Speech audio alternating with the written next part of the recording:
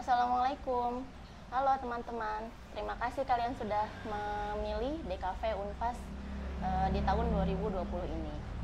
Saya di sini bersama dengan Bapak Dr. Asep Denny Iskandar, biasa kita panggil dengan Bapak Ade. Oke ya, agar kita bisa lebih akrab.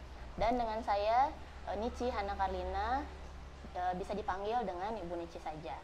Nah, pada pertemuan kali ini kita akan bertemu pada mata kuliah pengantar studi seni rupa. Nah, pada mata kuliah ini kita akan mempelajari sedikit banyaknya tentang kreativitas ya Pak ya? Iya. Oke, untuk lebih detailnya akan dijelaskan dengan oleh Bapak Ade. Silahkan Pak Ade. Oke, sebelumnya terima kasih Bu Hana. Sebelumnya saya ucapkan juga selamat datang di kampus Unpas dan di Desain Komunikasi Visual Prodi DKP ya. Mudah-mudahan teman-teman semuanya bisa betah di sini, bisa cepat selesai kuliahnya sampai akhir itu ya. Jangan mentok di tengah jalan. Oke, seperti yang diucapkan Bu Nici tadi, ada bahwa kuliah kita adalah kuliah pengantar studi seni rupa. Namun pada perkembangannya ini kalau namanya pengantar, sebenarnya kita bukan mengajarkan tentang pengantar ya atau pendidikan di seni rupa, tapi bagaimana sekarang menemukan kreativitas. Nah, nanti ke depan ini di 14 kali pertemuan kita akan bertemu mengenai bagaimana kreativitas yang tentunya setiap orang itu kreatif ya. Ini yang akan kita dobrak, itu yang kita dorong. Karena selama ini pendidikan kita itu mengajarkan rasio selalu dan kreativitas itu tidak tumbuh karena persoalan pendidikan. Sebagai contoh, sini ada 3 gambar ya. Ini ketika zaman kita rewind balik lagi ke belakang di mana di masa lalu ketika kita sama-sama mengalami zaman SD saya, Bu Nici, kemudian teman-teman semuanya gitu ya. Ini mengalami gambar itu kata Bu Guru atau Pak Guru gambar. Harus menggambar dimulai dengan ini, gunung 2 gitu ya. Ini kemudian matahari di tengah, di sini ada burung, ada awan tuh. Jalannya kayak gini, ada pesawahan, kadang-kadang ada rumah ada pohon gitu ya yang ini. Ini pantai. Nah, ada pantai gitu ya. Ini dibikin oleh orang-orang dewasa ya. Tapi kalau anak-anak tentunya nggak gini gambarnya, karena gambar anak itu luar biasa ininya, gambarnya. Mereka dengan walaupun ada yang salah, tetapi mereka tetap gambar anak kan mempunyai ciri khas tersendiri. Salah satunya ini. Nah ini yang dipaksakan oleh guru SD kita. Salah nggak juga, tapi dipaksakan anak itu polanya adalah menggambar dimulai dengan gini, kemudian ada perspektif, dimulai dari perspektif. Padahal gambar anak itu tidak mengenal perspektif. Anak tumbuh biarkanlah untuk menggambar itu sendiri. Nah ini berangkat dari sini gambar-gambar yang dicontohkan ini kita. Nah ini yang kedua, ini yang anak pantai gitu. Ketika di sekolah yang saya rasa ini ada kesalahan di awal ketika menggambarkan dipaksakan anak seperti kayak gini. Bagaimana ininya proses pembelajarannya kita ikuti aja. Jadi kita santai kuliahnya, kita banyak bermain. Banyak bermain, banyak eksperimen. Banyak eksperimennya macam-macam. Pokoknya setiap pertemuan diupayakan kita ada eksperimen.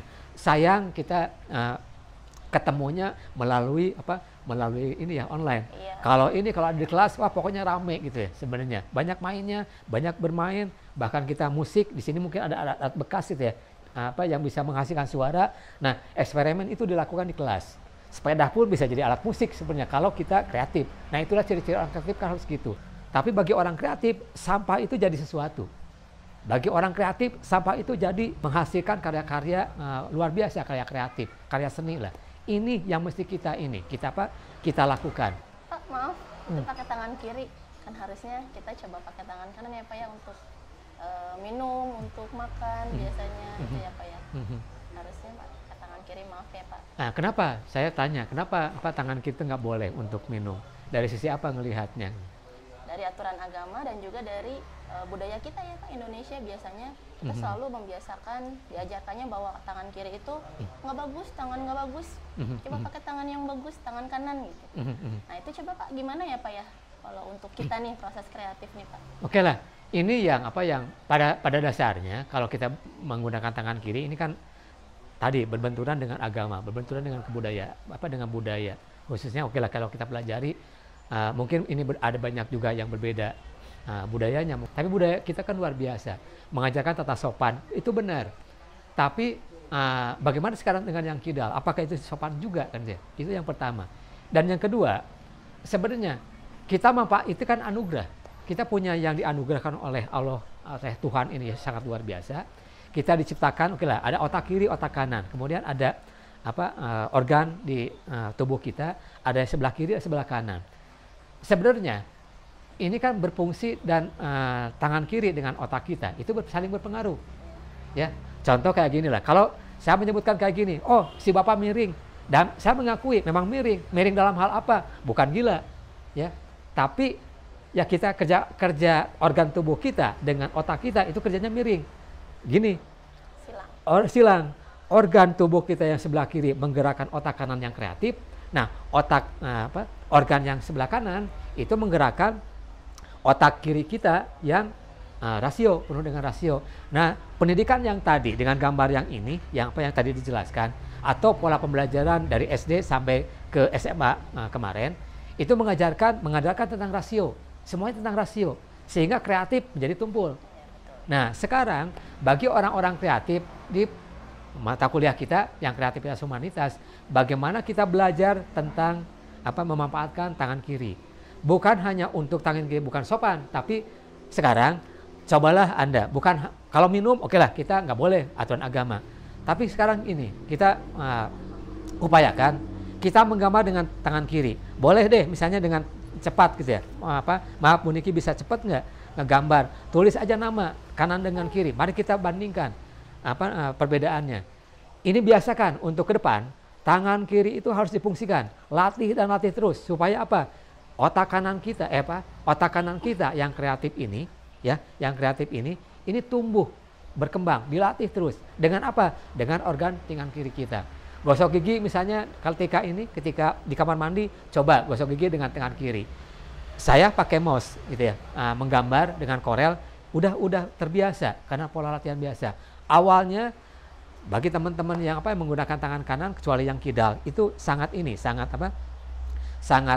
susah untuk menggunakan tangan kiri. Coba diperlihatkan ini hasil tangan kiri Bapak Bu Hana. Tangan kiri saya, Hana, kiri rege-rege ya, karena saya tidak biasa menggunakan tangan kiri. Dan ini yang bawahnya, pastinya lebih rapi, lebih tegas juga, lebih yakin karena kita sudah memang terbiasa menggunakan tangan kanan. Nah, nanti mungkin ke depannya ya Pak ya, kita akan membiasakan pola-pola ini. Jadi membiasakan tidak hanya tangan kanan saja, tapi juga tangan kiri kita olah supaya otak kita juga bekerja dengan seimbang. Tidak hanya otak kiri saja yang bekerja, tapi otak kanannya juga kita olah agar kreativitasnya tadi ya Pak tidak tumpul. Betul, iya. Nah, oke. Nah, inilah proses ke depan. Jadi balik lagi. Jadi 14 kali pertemuan kita akan mendorong teman-teman semuanya untuk lebih kreatif, bagaimana memfungsikan otak kanan supaya lebih kreatif lagi. Kita akan bereksperimen, kita akan berproses bersama, gitu ya. Kita pun sama. Nanti Bu Niki, saya itu akan bereksperimen juga di sini. Sambil memperlihatkan karya teman-teman seperti yang tadi. Bu Niki pun kan ini berawal dari hanya sebuah tulisan. Bagaimana kalau kita menggambar, bagaimana kalau kita yang lain. Pokoknya kita dibikin suasana yang santai, penuh dengan keakraban, jangan ragu untuk banyak bertanya kalau nggak ngerti, nggak paham, silakan bertanya. Dengan segala kondisi gitu ya, kita ya saat ini kita tahu sendiri kondisi serba online ini, kita pembelajaran tidak ketemu secara tatap muka langsung, tapi dengan segala keterbatasan, udah mari kita isi dengan dengan hal-hal yang ya kita saling mendorong, saling belajar aja dan mengembangkan kreativitas. Oke, itu mungkin yang bisa saya sampaikan. Sampai ketemu di pertemuan selanjutnya mari kita proses barengan. Saya tutup kalau saya dari pribadi Assalamualaikum warahmatullahi wabarakatuh. Ya, nanti kita ketemu lagi ya teman-teman semuanya di minggu depan. Oke, terima kasih. Assalamualaikum warahmatullahi wabarakatuh. Oke.